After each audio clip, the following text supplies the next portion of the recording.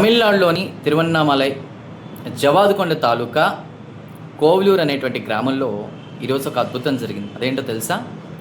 అక్కడ ఒక తిరునాదర్ మందిరం అలానే గోపురం ఒకటి ఉంది. ఆ గోపురం ఇవేంటంటే పాత గుడి అయిపోవడం అంటే శిథిలావస్థకు చేరుకోవడంతో కూడా తమిళనాడు ప్రభుత్వం దాదాపు 2,49,00,000తో వాటి పునరుద్ధరణ పనులు రెనోవేట్ చేయడానికి కూడా పూనుకుంది. సో ఆ నిధులు కేటాయించింది.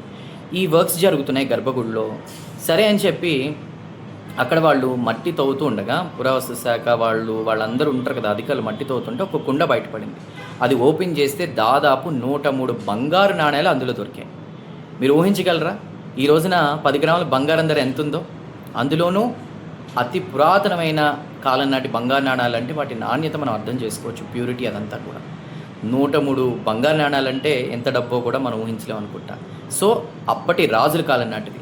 ఆ బంగారు నాణాలని కలెక్ట్ చేసి ఎవరైతే టెంపుల్కి సంబంధించిన వాళ్ళు ఉంటారో వాళ్ళు కలెక్ట్ చేసి కూడా కార్యనిర్వహణాధికారికి ఇచ్చారు. ఇప్పుడు ఆ 103 బంగారు నాణాలు అతి పురాతనమైనవి, అసలు ఏ కాలానికి చెందినవో కూడా పరీక్షించే నేపథ్యంలో కూడా వాటిని ఇప్పుడు ఆ పరీక్షలు అవి కూడా జరుగుతున్నాయి. అయితే గవర్నమెంట్ ఇప్పటికే నిధులు కూడా ఇచ్చింది, 2,49,00,000. సో ఆ పనులు జరుగుతుండగా ఇప్పుడు ఇలా ఇవి బయటపడడంతో కూడా అందరూ ఒక రకంగా ఆశ్చర్యానికి గురయ్యారు. ఇప్పుడు ఈ 103 బంగారు నాణాలకు కూడా సంబంధించి ఒక చిన్న హింట్ ఏంటంటే ఈ గుడికి సంబంధించి ఇదంతా కూడా దాదాపు 3వ రాజరాజ చోళుడి కాలంలో కూడా ఈ టెంపుల్ కన్స్ట్రక్షన్ అనేది జరిగిందని చెప్పుకుంటున్నారు. మరి చూడాలి ఎలాంటి నిజాలు బయటకు వస్తాయి. ఏదేమైనా మనకి కళ్ళొస్తూ ఉంటాయి బంగారు నాణాలు లేదా కాయిన్స్, డబ్బులు దొరుకుతున్నట్లు. అలా నిజ జీవితంలో మనకి జరగకపోయినా నిజంగా మన చరిత్ర తెలుసుకోవడానికి ఇవి ఎంతో ఉపయోగకరంగా ఉంటాయి. నిజమే.